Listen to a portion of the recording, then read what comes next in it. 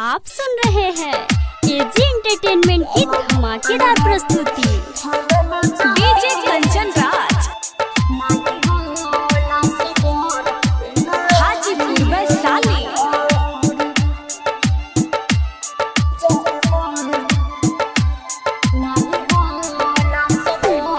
पियवा घरे तुहरे याद परे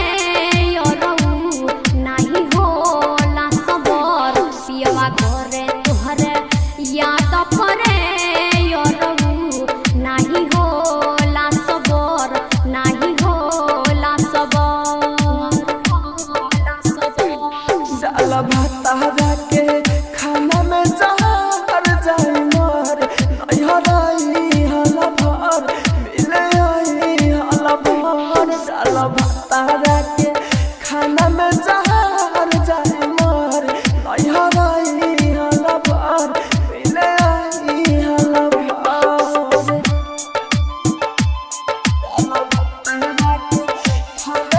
DJ Kanchan Raj Hajipur Vaishali. Mix by AG recording studio.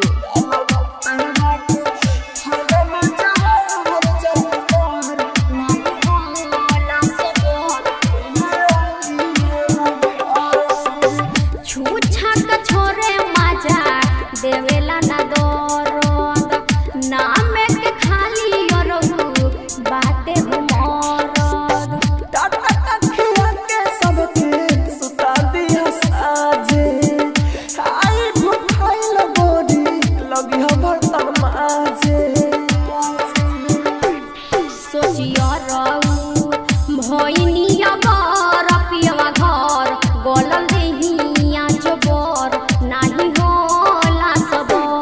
डाला भाता के खाना में जहर जाए मोर नहीं हराई हला भर मिले आई हला भर।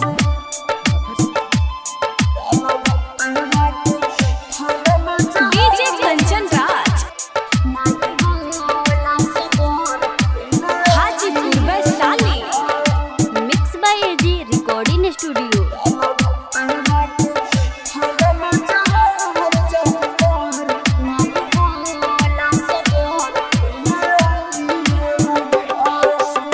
देवेंद्र दिमागी बोरी सोहिला दुख हो मानवा के हमरा यरहु मिटेला ना दुख हो। राहुल राजधानी गोरी कहेला बात हो हाय नया मुस्का जा माया जरात हो।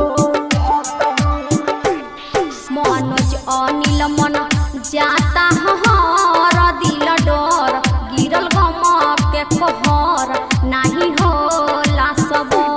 डाला भाता के खाना में जहर जाए मार नहीं हराई हला भर मिले आई हला भर। Mix by AG recording studio Roshanpur Sapaha.